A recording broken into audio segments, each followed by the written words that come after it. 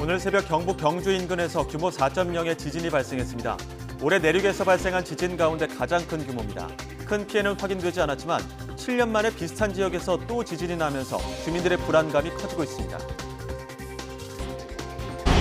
더불어민주당이 오늘과 내일 국회 본회의를 열어 이동관 방송통신위원장 탄핵소추안을 다시 처리하기로 했습니다.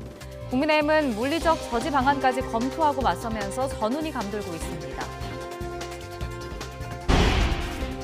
국민의힘 이의원 혁신위원장이 당 핵심 의원들의 용퇴를 지도부에 공식 요구하면서 자신을 공천관리위원장으로 추천해달라고 말했습니다. 대신 본인은 총선 출마를 포기하는 것으로 희생하겠다고 덧붙였습니다. 사찰 화재로 입적한 조계종 전 총무원장 자승스님의 장례가 종단장으로 치러집니다. 조계종은 자승스님이 소신공양, 스스로의 선택으로 분신했다는 판단을 내렸습니다. 대장동 개발 특혜 의혹의 첫 판결이 잠시 뒤 내려집니다. 서울중앙지방법원에서 이재명 대표의 최측근인 김용 전 민주연구원 부원장의 불법 정치자금 수수 혐의에 대한 1심 선고가 나옵니다. YTN 뉴스앤 이슈 이어갑니다. 새벽 시간 경북 경주에서 규모 4.0의 지진이 발생했습니다. 7년 전 큰 지진이 발생한 곳인 만큼 많은 시민이 여진에 대한 불안 속에 잠을 이루지 못했습니다. 보도에 허성준 기자입니다. 경북 경주시 문무대학면 입천마을에서 지진이 난 건 새벽 4시 55분입니다. 진원은 땅속 12km로 추정되고 규모는 4.0입니다. 제가 오늘따라 조금 일찍 일어났거든요. 그래서 씻고 거울 앞에 뭐 좀 바르고 있는데 엉덩이가 그냥 이렇게 흔들리더라고. 그래서 이거 뭐지? 뭐 이거 뭐 피난 가야 되나? 막 이렇게 생각도 했었죠. 흔들림의 정도를 나타내는 계기 진도는 5로 인근 지역의 거의 모든 사람이 흔들림을 느끼고 그릇이나 창문이 깨질 정도였습니다. 실제로 지진을 느꼈다는 유감 신고는 경북 지역에서만 50건 넘게 이어졌고 200km 떨어진 대전 충남에서도 신고가 접수됐습니다. 이 식탁에 밥을 떠먹으니까 식탁하고 드르르 떠라고 그래가 이게 뭔고 되게 많이 이게 지진이구나 많이 그러면 이제 식탁 밑에 들어가가 요래 들어가라고 그 전에 훈련 받았거든. 소방당국은 이번 지진으로 인한 피해 신고는 없다고 밝혔습니다. 하지만 7년 전 규모 5.8의 지진을 경험한 주민들은 당시의 악몽을 떠올리며 불안에 떨었습니다. 전에는 달아가지고 막 우당탕당 컸고 막 그랬는데 이번에는 4.0이라고 막 두루룩 크고 자다가 거기서 끝이 돼버렸어. 그럼 또 다시 재다시 가가지고 겁이 나더라고. 이와 관련해 지자체가 시민들에게 재난안전 문자를 뒤늦게 보낸 사실이 드러났습니다.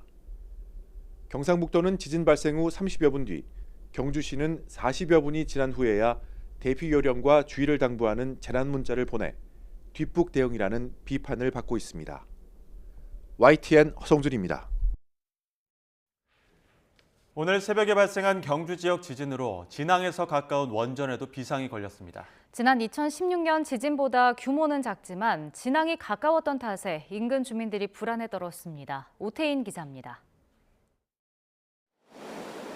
원자력 발전소 5기가 돌아가고 있는 경주 월성 원전. 새벽에 일어난 지진 진앙에서 불과 10km 떨어진 곳입니다. 월성 원전은 규모 4.0 지진에 직접적인 영향이 들었지만 별다른 피해는 없는 것으로 파악됐습니다. 지진 계측값 시 내진 설계 기준에 못 미치게 나왔고 긴급 점검에서도 특이 사항은 없었습니다. 한국수력원자력은 원전이 정상적으로 작동하고 있다고 밝혔습니다. 오늘 새벽 발생한 지진과 관련하여 월성원전은 안전하게 정상 운전 중입니다. 그리고 절차에 따라 직원들은 B급 비상 발령 상태에서 설비를 점검 중에 있습니다. 하지만 지난 2016년 지진에 이어 또다시 지진이 발생하면서 원전 인근 주민들은 새벽잠을 설쳤습니다. 진앙이 원전과 가까운 탓에 행여나 방사능 유출 같은 사고가 일어나지 않을까 걱정한 겁니다. 이번에는 아주 인근 지역에 가까이 와서 지진이 일어났기 때문에 혹시나 원전에서 지진이 일어나지 않을까 싶어서 상당히 걱정스럽습니다. 더욱더 가까워진다는 게 염려스럽습니다.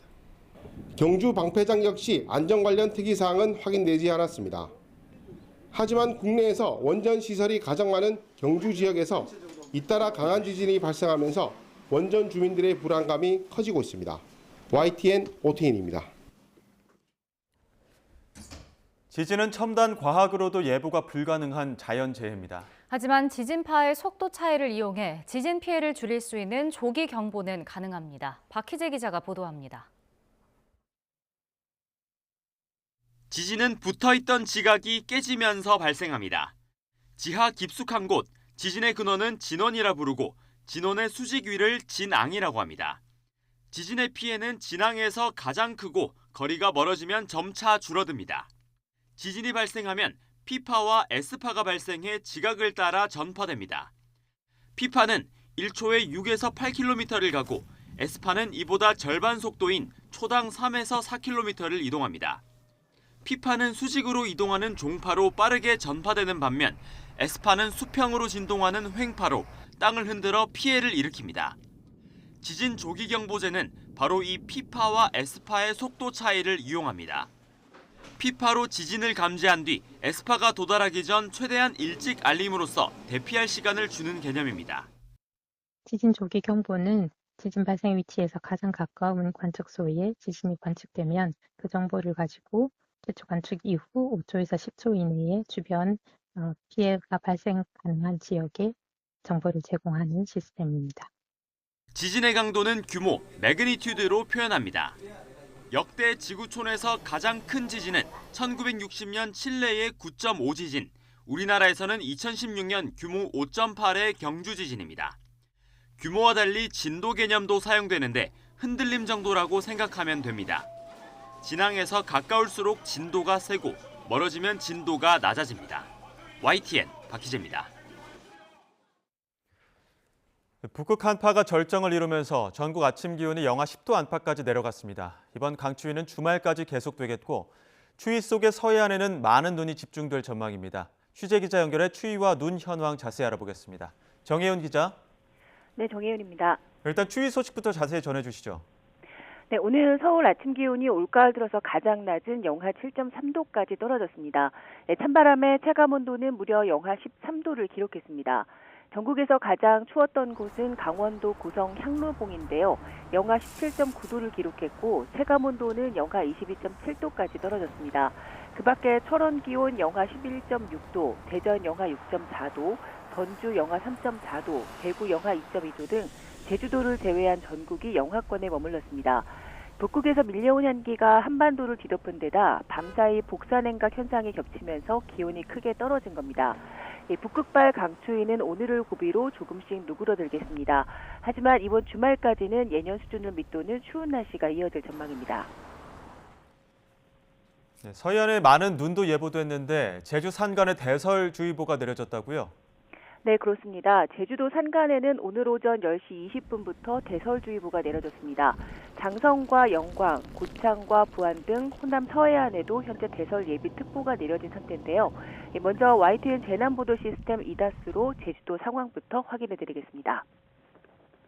네, 지금 보시는 화면은 제주도 천백고지입니다. 많은 눈이 내리면서 산간도로가 하얗게 변했고요. 차량 통행도 뜸해진 모습입니다. 시야도 뿌옇게 흐려진 채 먼 곳은 물론 가까운 곳도 정확히 보기가 힘든 상황입니다. 이번에는 성판악 부근으로 가보겠습니다. 갑자기 내린 눈으로 도로는 물론 주차장까지 꽁꽁 얼어붙었습니다. 차들도 빙판이 된 도로 위를 속도를 줄여서 이동하고 있고요. 곳곳이 살얼음으로 변한 모습이어서 각별한 주의가 필요해 보입니다. 이렇게 많은 눈이 내린 건 북극 한기가 유입되면서 서해에 눈구름이 만들어지고 있기 때문입니다. 이 눈구름은 내일까지 서해안에 영향을 주겠습니다.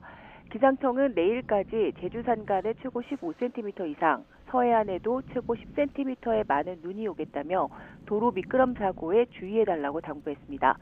지금까지 문화생활과학부에서 YTN 정혜윤입니다.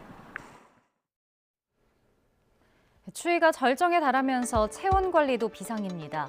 체온이 떨어지면 우리 몸에도 이상이 생기는데요. 특히 심정지 위험이 높아집니다. 화면 함께 보시죠. 흰색 패딩을 입은 남성 비틀거리더니 그대로 도로 위에 쓰러집니다.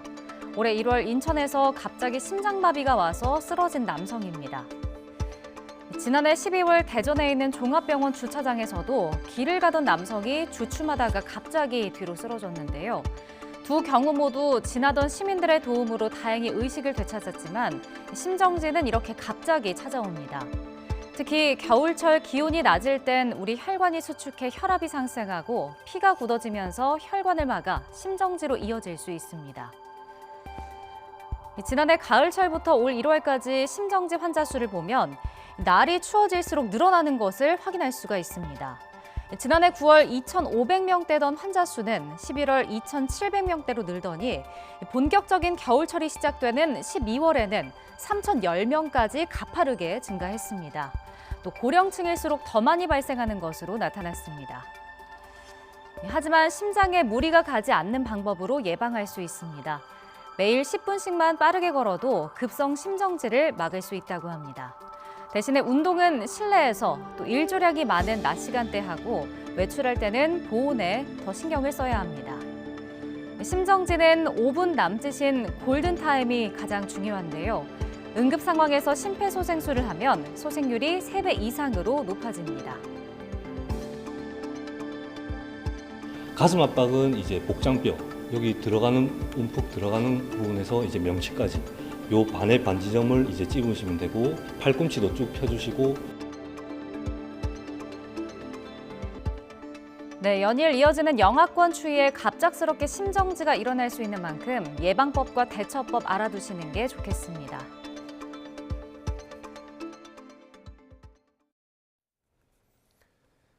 칠장사 화재 현장에서 입적한 자승 스님의 장례가 대한불교 조계종 종단장으로 치러집니다. 조계종은 오늘 낮 브리핑을 통해 총무원장인 진호 스님을 장의위원장으로 하는 장례위원회를 꾸려 서울 종로구 조계사에서 자승 스님의 장례를 엄수할 예정이라고 밝혔습니다. 연결식은 장례 마지막 날인 12월 3일 오전 10시에 치르며 답의는 자승 스님의 소속 본사인 용주사에서 진행하기로 했다고 덧붙였습니다.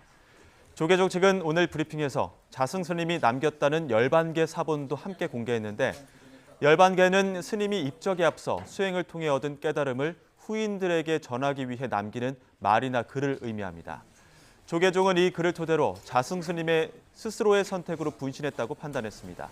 소신공양, 스스로를 태워 공양했다는 표현을 썼는데요. 직접 들어보시죠. 자승대종사께서는 살아생전 생사가 없다 하나 생사 없는 곳이 없구나. 더 이상 구할 것이 없으니 인연 또한 사라지는구나 라는 열반송을 남기셨습니다. 그리고 종단의 안정과 전법 도생을 발언하면서 소신공양, 자화장을 하심으로써 모든 종도들에게 경각심을 남기셨습니다. 두 차례나 총무원장을 지내며 대한불교 조계종의 실세로 꼽혀왔던 자승 스님의 갑작스러운 입적에 불교계는 큰 충격을 받은 모습입니다. 자승 스님은 은퇴 뒤에도 활발하게 포교 활동에 힘써왔고 한때 진보 성향의 명진 스님과 갈등을 빚기도 했습니다. 이승윤 기자가 보도합니다. 지난 2009년 55살에 역대 최고 지지율로 대한불교 조계종 33대 총무원장으로 선출됐으며 2013년엔 연임에 성공한 자승 스님. 총무원장 퇴직 뒤에도 서울 강남구 봉은사 회주를 맡아 왕성하게 활동하며 조계종의 실세로 꼽혀왔습니다. 고인은 1954년 강원도 춘천 출신으로 1972년 해인사로 출가해 1986년부터 총무원 교무국장으로 종단 일을 시작했습니다. 서울 관악산 연주암 주지였던 1994년부터 신도는 물론 등산객들에게 비빔밥 점심 공양을 제공하는 등 늘 열정적으로 불교 교세 확장을 위해 노력해왔습니다. 탈종교와 불자 감소, 신도 조직력 약화 등에 대해 모든 종도가 관심을 가지고 위기를 함께 극복해 나가야 합니다.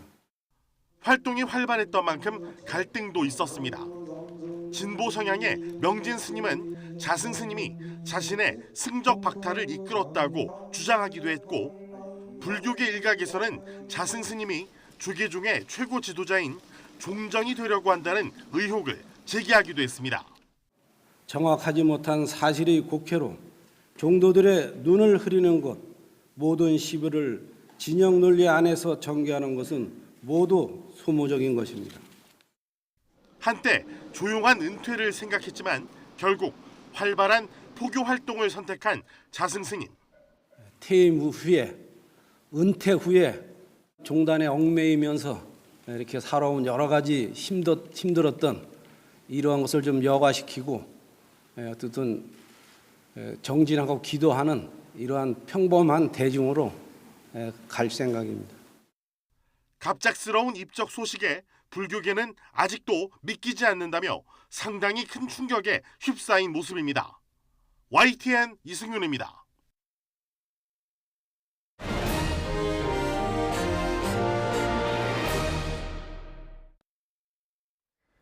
네, 국민의힘 이뇨한 혁신위원장이 당 핵심 의원들의 용퇴를 지도부에 공식 건의했습니다. 오늘 오전이죠. 아직 안 죽었다면서 혁신안을 받아들이도록 하겠다고 강조했는데요.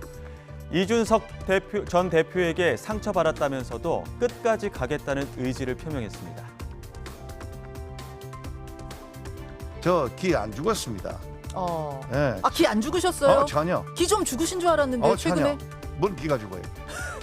그 나중에 죽을 때 기가 죽을 거예요. 아, 나 안 죽었다. 아, 천만에. 제가 전라도 촌놈인데 우리가 좀 튼튼해요.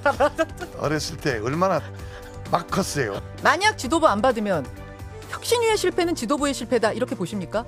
안 받을 수 없게 넘겨야죠. 안 받아들일 수 없게. 저도 엄청나게 얻어맞았는데 이제 제가 끝까지 잘 그냥 소화시켰어야 되는데 나도 사람이에요. 그래서 좀 이제 조금 오버했는데 뭐랄까요? 우리가 만들어 가야 돼. 그리고 오전 혁신위 회의를 마치고 추가 발언을 했는데요. 바로 이 발언입니다.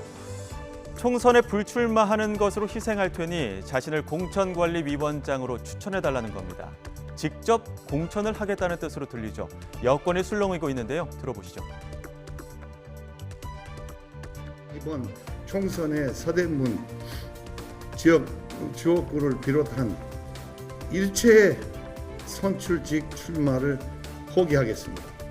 혁신위에 전권을 주신다고 공언하셨던 말씀이 허연이 아니면 저를 공관위원장으로 추천해 주시기 바랍니다. 국민이 당의 변화를 실감할 수 있도록 만들겠습니다. 월요일까지 기다리겠습니다. 지도부에 대한 혁신위의 압박도 압박이지만 국민의힘 내부에서는 당무감사 이후 물갈이설로 여전히 뒤숭숭한 분위기인데요. 성적표를 기다리는 의원들은 어떤 속내를 갖고 있을까요? 그 분위기를 감지할 수 있는 이야기가 나왔습니다. 내가 지도부에 밑보였나? 오해 살 수 있는 분위기가 돈다는 거죠. 내가 정치적으로 그동안에 혹시 주류나 지도부에게 밑보였나 이런 정치적으로 나를 이렇게 치나 이런 오해를 할 수가 있기 때문에 그런 것들이 없이 어디까지는 국민의 편에서 유권자 편에서 평가를 하는 게 맞다고 보죠. 모든 지역구마다 지금 말씀하신 대로 스토리가 있어요. 그 지역구마다의 바람이 있고 그 지역구 여론은 또 달라요. 근데 그것을 중앙에서 그 내용을 잘 모르고 그냥 천편일률적으로 칼질하는 것 자체는 굉장히 가혹한 것이고 그 지역구의 구체적인 정서를 모르기 때문에 나중에 의외의 결과가 나오는 것이거든요. 더불어민주당에선 이낙연 전 대표가 최근 이재명 대표를 향한 작심 발언을 쏟아내면서 연일 관심을 모으고 있습니다. 신당 가능성까지 제기되면서 당 내에서 촉각을 곤두세우고 있죠. 그래서 이 만남이 화제가 됐습니다. 바로 비대위 경험이 많은 김종인 전 위원장과 독대한 사실이 알려진 건데요. 이낙연 전 대표가 정말 새로운 길을 모색하는 것 아니냐는 분석이 나왔는데 이 만남이 왜 뉴스가 되냐며 일단 선을 그었습니다. 김종인 전 비대위원장하고 독대했다. 이런 기사가 있던데요. 그게 왜 뉴스가 되지요? 제가 그분 안 지가 2년쯤 됐고요. 사무실이 같은 건물 안에 있어요. 정확히 40년 전에 1983년 10월 초에 제가 신문기자 때 일면 톱으로 특종 기사를 쓴 적이 있어요. 네. 전두환 정권이 금융실명제 한다 그랬지만 연기할 거다 네. 하는 걸 특종 기사로 쓴 적이 있거든요. 예. 그 취재원이 김종인 박사였습니다. 그렇습니까? 밤에 네. 아파트 쫓아가서 술 얻어 마시면서 취재를 했는데 그게 정확했었어요. 예. 네, 그런 관계이니까요. 예. 만난다는 건 별로 뉴스거리가 안 될 거라 생각합니다. 그런데 호사가들 입장에서 보면 예. 뭔가 두 분이 만나서 새로운 걸 도모하는 거 아니냐라는 이런 관측들은 할만한 예상인 것 같기도 해서요. 네, 그런 얘기까지 깊숙하게 나누지는 않았습니다. 네. 혹시 신당 창당 이런 거 한 계획을 하고 계십니까? 그런 얘기도 안 했었고요. 네, 이낙연 전 대표는 민주당에 대한 쓴소리도 또 쏟아냈습니다. 이상한 침묵을 유지하고 있다는 건데요. 이재명 대표를 향해선 일주일에 며칠씩 법원에 가는데 이 일을 어떻게 할 거냐고 또 비판했습니다. 이재명 대표와의 전면전일까요? 유인태 전 국회 사무총장이 이낙연 전 대표에게 물었다고 합니다. 답변, 자꾸 몰고 가서 어쩔 수 없다고 했다고 합니다. 유 전 사무총장도 두둔하는 발언을 내놓았는데요. 사당화로 몰고 간다고 지적했습니다. 저 원래 사람이 상당히 신중하고 좀 소위 온건한 사람이거든요. 언제고. 근데 이번에 저렇게 세게 하길래 제가 어제 뭐 한판 뜨는 거예요. 이제 그랬더니 아이 진지하게 저렇게 몰아넣고 있잖아요. 이렇게. 몰아넣고 있잖아요. 몰아가잖아요. 그래 어쩔 수 없이 나도 이랬다 뭐 이런 얘기인데 그건 또 일리가 있는 얘기죠. 지금 현재 몰아가고 있잖아요. 그렇게. 이렇게 발언할 수밖에 없도록 없게끔 몰아가는 몰아간다? 거죠. 그게 무슨 이야기죠? 전 사당화가 저렇게 질식할 것 같은 분위기로 당을 완전 사당화로 몰고 가니까 그럼 뭐 김부겸 전 총리도 그 인터뷰 한번 이대로 두고 볼 수는 없다고 한마디 했고 여기도 하고 뭐 그런 거죠. 국민의힘 윤재욱 원내대표는 더불어민주당이 오늘과 내일 국회 본회의를 열어 이동관 방송통신위원장 탄핵소추안을 다시 처리하겠다고 밝힌 건 75년 의정 역사상 초유의 폭거라고 비판했습니다. 윤 원내대표는 오늘 최고위 회의에서 민주당이 여야 합의를 헌신짝처럼 내버리고 국회의장과 짬짬이한 탄핵용 본회의를 열려고 한다며 이같이 말했습니다. 이어 상습 탄핵 전문 정당으로 거듭난 민주당이 국회법에 따라 진작 폐기됐어야 할 탄핵안을 다시 들고 와 국회 폭정에 시동을 걸고 있다고 지적했습니다. 더불어민주당 홍익표 원내대표는 국민의힘 내에서 오늘 본회의를 막기 위해 국회의장실이나 의장 공관 점거 등 초강경 대응 방안까지 거론되고 있다며 민생 법안을 볼모로 잡고 국회를 멈춰 세우려 한다고 비판했습니다. 홍 원내대표는 정책조정회의에서 국회 선진화법 위반은 정치적 타협 대상이 아니라 형사처벌 대상이라며 선진화법 위반 행태에 강력하게 경고한다며 이같이 말했습니다. 이어 지난 2020년 20대 국회에서도 국회 선진화법 위반으로 형사처벌받은 국민의힘 의원들이 있다며 민주당은 불법적인 헌정 질서 파괴 행위를 좌시하지 않을 거라고 강조했습니다. 윤석열 대통령이 어제에 이어 오늘까지 이틀 연속 공식 일정을 취소하고 내부 업무 보고를 받고 있습니다. 대통령실 고위 관계자는 오늘 취재진에게 윤 대통령이 참석하려던 3차 국정과제 점검회의는 추경호 경제부총리에게, 국민통합위원회 지역협의회 첫 회의는 이관섭 신임 정책실장에게 각각 점검하고 보고하도록 지시했다고 밝혔습니다. 어제 오후에 열릴 예정이던 국방혁신위원회 3차 회의도 행사 당일 갑자기 미뤄졌습니다.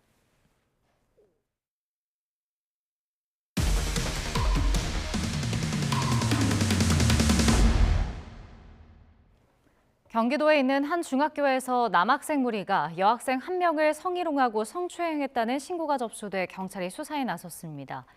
피해 여학생이 자신들이 괴롭히던 동급생을 도왔다는 이유였는데 이들은 단체 대화방에서 피해 여학생을 성폭행하겠다는 말까지 서슴지 않았습니다. 안동준 기자가 단독 보도합니다. 중학생 딸을 둔 A씨는 얼마 전 자녀에게 충격적인 이야기를 들었습니다. 같은 학년 남학생들이 자신을 괴롭히는 모임을 만들었고 이 가운데 한 학생이 강제로 신체 접촉을 하고 성관계하자는 이야기를 꺼냈다는 겁니다. 친한 친구가 해당 남학생 무리에게 폭행을 당하자 이들에게 누가 그랬느냐며 따져 물었던 게 화근이었습니다. 몸으로 막아서 욕하고 이제 못 때리게 하고 이제 그랬는데 그게 나댄다고. 네, 그래서 타겟이 저희 아이로 온 거예요. 곧바로 학교에 이런 상황을 알리고 아이를 학교에 보내지 않았지만 상황은 더 심각해졌습니다. 남학생 무리가 있는 단체 대화방에서 A씨 딸을 성폭행하겠다는 말이 오간 것을 알게 된 겁니다. 이들은 수면제를 먹이고 성폭행하겠다, 문제가 되면 홈스쿨링을 하겠다는 등 끔찍한 말을 SNS에서 서슴지 않고 주고받았습니다. 학교 측은 해당 발언을 한 남학생을 일주일간 등교 정지시키기로 했지만 이런 결정을 내린 건 피해 사실을 처음 인지한 지 닷새가 지나서였습니다. 이후 A씨 딸은 다시 학교에 갔지만 당시 대화에 동조했던 다른 남학생들과 마주쳐야 했습니다. 정말 힘들다 하면 전학을 그때는 가겠지만 지금은 아니라 그 아이들이 분리조치가 된 상태에서 아이가 좀 더 여기 있기를 바라죠. 학교 측은 최초 피해 사실을 접수했을 당시에는 즉시 분리조치할 사안이 아니라고 판단했다고 해명했습니다. 또 이미 등교 정지된 남학생 외에 대화에 동조한 학생 3명에 대해서도 다음날 등교 정지 조치했다고 덧붙였습니다. 학교로부터 신고를 접수한 경찰은 기초 사실에 대한 조사를 마친 뒤 사건을 지방청으로 넘겨 수사를 이어갈 방침입니다. YTN 안동준입니다. 온라인에서 의약품을 판매하는 게 금지돼 있는데 블로그나 중고거래 플랫폼에서 거래가 끊이지 않고 있습니다. 6년 동안 블로그를 통해 의약품 16억 원어치를 판매한 일당이 적발됐는데 의사의 처방전이 필요한 전문 의약품도 있었습니다. 보도에 김혜은 기자입니다. 가정집 거실에 의약품이 담긴 상자가 잔뜩 놓여 있습니다. 식품의약품안전처에 적발된 불법 유통 의약품들로 모두 합하면 1,400만 원어치에 달합니다. 아예 사무실을 차려놓고 의약품을 불법으로 판매한 업자도 적발됐습니다. 이거 어디서 구했어요? 이거 전문적으로 판매하는 사람 있죠? 네, 제가 이거를 판매하는 사람이 있습니다. 이들이 블로그나 SNS를 통해 판매한 의약품은 6년 동안 25만 개, 무려 16억 원어치입니다. 200개 넘는 품목이 팔렸는데 고혈압약이나 진통제 등 의사의 처방전이 필요한 전문의약품도 다수 포함돼 있었습니다. 의약품 도매상 대표인 A씨가 전문의약품을 병원에 납품하는 것처럼 서류를 꾸민 뒤 기존에 함께 일하던 직원들에게 몰래 약을 판매한 겁니다. 이 직원들은 다시 다른 판매업자를 뚫어 약을 유통했습니다. 운동하는 사람들에게 체중 감량 목적으로 혈압약이나 이뇨제를 판매한 헬스 트레이너도 포함됐습니다. 혈압약 같은 경우는 체내에 수분하는 그런 효능효과가 있기 때문에 이 사람들 말에 따르면 또 체내 수분을 배출하게 되면 근육이 좀 더 선명하게 보이는 그런 효과가 있다고도 합니다.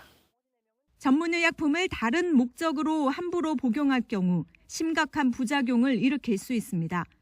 일반 약이나 건강기능식품이라 해도 오남용과 변질 우려 때문에 온라인 판매를 금지하고 있습니다. 식약처는 이번에 적발한 일당을 검찰에 송치하고 인터넷을 중심으로 불법 유통되는 의약품에 대한 단속을 강화할 방침입니다. YTN 김혜은입니다. 인적이 드문 시골 은신처에서 몰래 불법 성매매 광고 사이트를 운영한 일당이 경찰에 붙잡혔습니다. 전문 조직까지 동원해 범죄 수익을 세탁하는 방식으로 무려 6년 동안 수사기관의 추적을 피했습니다. 보도에 박정현 기자입니다. 으슥한 산골 동네에 수갑을 찬 남성이 경찰들과 함께 차에서 내립니다. 무성하게 뒤덮인 수풀을 한참 지나가자 등장한 농막한 채. 허름한 겉모습과 달리 안에는 컴퓨터 등 각종 최신 장비가 갖춰져 있습니다. 불법 성매매 광고 사이트를 운영하던 조직의 비밀 사무실을 경찰이 압수수색하는 장면입니다. 컴퓨터 프로그램 회사에서 일하던 A씨는 회사가 경영난에 빠지자 지난 2017년 퇴사한 뒤 지인과 함께 사이트를 차렸습니다. 경찰 감시망에도 철저히 대비했습니다. 해외 서버를 빌려 사용하는 방식으로 IP 추적을 피하고 전문 조직에 매달 3천만 원 수수료까지 지급하며 비대면으로 범죄 수익을 세탁했습니다. 총책들이 철저하게 대포폰이라든가 대포 계좌를 이용해서 비대면으로 활동했기 때문에 6년 동안 운영할 수 있었습니다. 자금 세탁 조직의 인출책이 입금된 광고비를 출금해서 비대면으로 전달하는 방식으로 운영했습니다. 이런 방식으로 일당이 6년 동안 거둔 수익은 경찰이 파악한 액수만 무려 75억 원이 넘습니다. 이들 일당은 벌어들인 수익으로 아파트와 값비싼 외제차를 구입하는 등 호화로운 생활을 누린 것으로 조사됐습니다. 경찰은 총책 A씨 등 3명을 구속 송치하고 직원 2명은 불구속 송치했습니다. 또 현장에서 발견된 현금 10억여 원을 압수하고 65억 원은 몰수하거나 추징보전 조치했습니다. YTN 박정현입니다.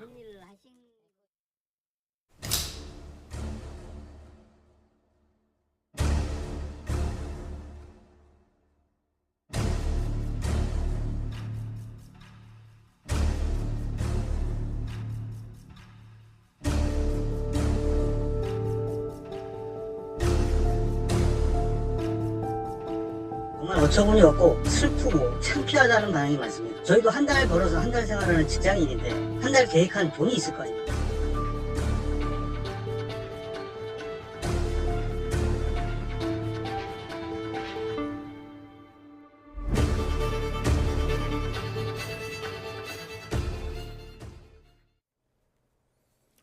지난주 YTN이 단독 보도해드린 내용이죠. 경찰 예산 부족으로 수당이 바닥났다는 소식이었는데요. 보도 이후에도 이렇다 할 대책이 나오지 않고 있습니다. 초과 근무를 최소화하라는 지침에 현장 경찰의 반발이 커지고 있는데요. 치안 수요가 높아지는 연말, 공백 우려마저 커지고 있습니다. 현장의 목소리를 함께 들어보시죠. 월급을 드리는 부분이거든요. 예. 그만 것들 돈으로 주지 않고 연가 보상 이런 건데 사실은 현재 우리 현장 경찰관들이 인원이 없기 때문에 연가를 사용하지 못하는 상황이거든요. 그러니까 더 반발이 거세질 수밖에 없는 것 같습니다.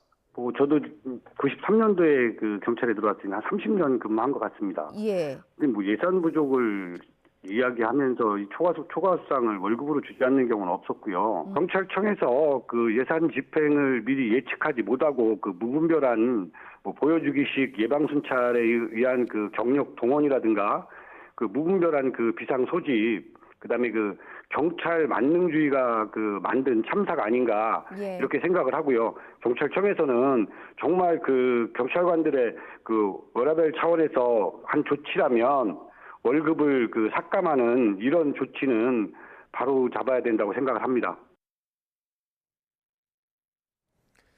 술에 취해 택시기사를 폭행하고 차량 블랙박스 영상을 삭제하도록 사주한 혐의로 재판에 넘겨진 이용구 전 법무부 차관에게 징역형의 집행유예가 확정됐습니다.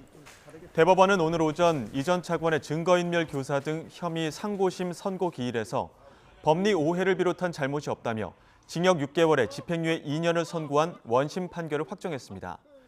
이 전 차관은 변호사 시절이던 2020년 11월 술에 취해 택시기사 A씨를 폭행하고 합의금 1,000만 원을 건네며 폭행 장면이 담긴 블랙박스 영상을 삭제해달라고 요구한 혐의로 재판에 넘겨졌습니다. 내년 1월 임기가 만료되는 김진욱 고위공직자범죄수사처장의 뒤를 이을 차기 공수처장 윤곽이 이르면 오늘 나옵니다.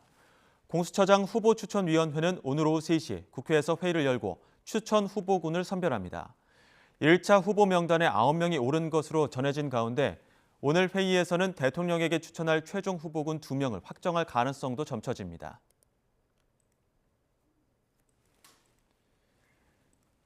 고위공직자범죄수사처 부장검사가 공수처 내부의 정치적 편향과 인사 전횡을 비판하는 글을 언론에 기고하고 공수처장이 감찰을 지시하면서 내홍이 일고 있습니다.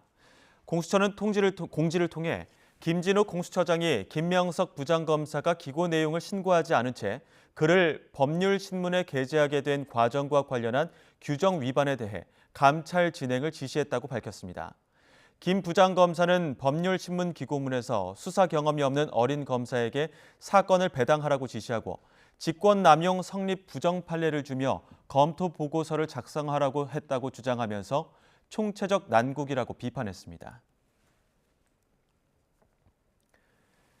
김광신 대전 중구청장이 지난해 지방선거 당시 2억 원 넘게 재산 신고를 빠뜨린 혐의로 당선 무효형을 확정받았습니다. 대법원은 공직선거법 위반 혐의로 재판에 넘겨진 김 구청장에게 벌금 150만 원을 선고한 원심 판결을 확정했습니다. 김 부청장은 지난해 6일 지방선거 출마 당시 재작년 12월 31일 기준 재산신고서를 작성하는 과정에서 새로 사들인 세종시 땅 계약금 2억여 원을 재산신고에서 누락한 혐의로 기소됐습니다.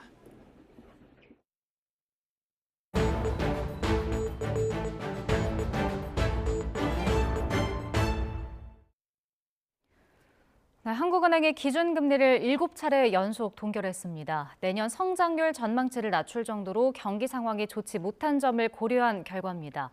이 물가 전망치는 올해와 내년 모두 올렸는데 그만큼 서민 살림살이가 팍팍해진다는 건데요. 경제부 기자 연결해서 자세히 알아보겠습니다. 이영원 기자. 네, 한국은행입니다. 네, 한국은행 금통위가 기준금리를 또 동결했죠? 네, 이번에도 금리를 연 3.5%로 묶었습니다. 한국은행 금융통화위원회는 올해 마지막 회의를 열고 금리를 동결했습니다. 지난 2월부터 시작한 금리 동결, 이번이 벌써 7번째인데요. 금통위원 전원이 만장일치로 내린 결정입니다. 다만 이창용 한국은행 총재는 인상 종료에 대한 의견은 엇갈렸다고 밝혔습니다. 이 총재를 제외한 금통위원 6명 가운데 2명은 금리를 현재 수준으로 유지해야 한다는 의견이었는데요. 물가와 성장, 금융 안정을 함께 고려해 추가 인상에 부정적이었다는 겁니다. 반면 나머지 4명은 추가 인상 가능성을 열어뒀다고 말했습니다. 물가 경로가 상향 조정되고 비용 상승 파급 효과나 국제 유가 불확실성이 남아있다는 점이 고려됐습니다.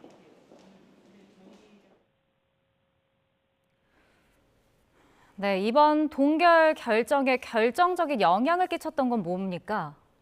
경기가 주요했습니다. IT를 중심으로 수출이 살아나고 있긴 하지만 경기가 제대로 반등하진 못하고 있기 때문인데요.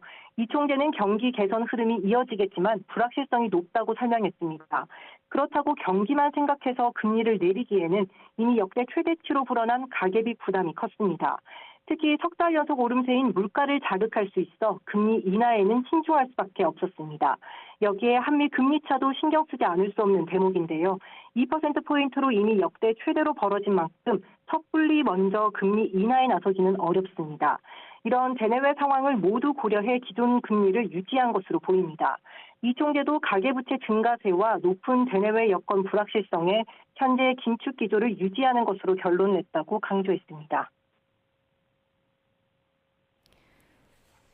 네, 사실 시장은 이제 또 금리 인하가 언제부터 시작되는지 관심을 가질 텐데 이 인하 시점에 대한 언급도 있었습니까? 네, 그동안 한국은행은 물가 상승률이 목표 수준으로 수렴할 거라는 확신이 들 때까지 긴축 기조를 이어간다는 입장이었습니다. 이런 기존 입장을 오늘도 되풀이했는데요. 2% 물가 수준으로 수렴할 때까지 통화 긴축 기조를 충분히 장기간 지속하겠다고 강조한 겁니다. 그러면 과연 2% 물가 수렴 시기는 언제로 보느냐가 관건인데 이에 대해 이창용 총재는 이렇게 답했습니다. 저희는 2%대 초반으로 이렇게 2%까지 수렴하는 기간을 내년도 말이나 다음에 25년 초반 정도가 되지 않을까 이렇게 지금 예측치로는 네, 그리고 경제 성장률도 나왔는데요. 올해는 기존 전망치를 유지했죠? 네, 기존 전망치인 1.4%를 유지했습니다. 지난 5월 성장률을 1.4%로 한 차례 낮췄었는데요. 이후 유지해온 전망치 1.4%를 이번에도 그대로 둔 겁니다. 이 총재는 수출 회복세가 이어지면서 경기가 완만한 개선 흐름을 보여 이같이 결정했다고 밝혔습니다. 다만 내년 전망치는 낮췄습니다. 기존 2.2%에서 2.1%로 소폭 내린 건데요. 이 같은 전망치는 국제통화기금이나 아시아개발은행, 한국개발연구원 등 국내외 기관이 내놓은 2%보다 낮은 수치입니다. 이에 대해 이 총재는 국내외 통화 긴축 기조 장기화와 국내 소비 회복세가 더딘 점을 고려했다고 설명했습니다. 내후년 경제 전망도 오늘 처음 제시했는데요. 2025년 성장률을 2.3%로 내다봤습니다. 네, 그런가 하면 물가 전망은 높였죠? 네, 소비자 물가 상승률 전망치는 올해와 내년 모두 올렸습니다. 올해는 기존 3.5%에서 3.6%로 상향 조정했고요. 내년 전망치는 2.4%에서 2.6%로 올렸습니다. 국제 유가와 농산물 가격 하락으로 기조적인 둔화 흐름을 이어가겠지만 비용 압력이 높아진 점을 고려했습니다. 한편 2025년 물가 상승률은 2.1%로 내다봤습니다. 네, 한국은행 발표 이후에 우리 시장 반응은 어땠습니까? 예상과 다르지 않은 결정에 시장은 차분했습니다. 기준금리 동결이 사실상 예고됐던 만큼 시장에 이미 반영됐기 때문입니다. 오늘 코스피는 어제보다 0.31% 내린 2,512.11로 거래를 시작해 현재는 2,520대로 오름세입니다. 코스닥 지수는 0.39% 떨어진 819.23으로 장을 열었는데요. 지금은 상승 전환에 826대까지 올랐습니다. 원달러 환율은 어제보다 0.9원 오른 1290.5원에 거래를 시작한 뒤 현재는 1280원 후반대에서 움직이고 있습니다. 지금까지 한국은행에서 YTN 이영원입니다. 올해 주택분 종합부동산세 납세자가 41만 2천 명으로 지난해 119만 5천 명의 3분의 1 수준으로 감소한 것으로 집계됐습니다.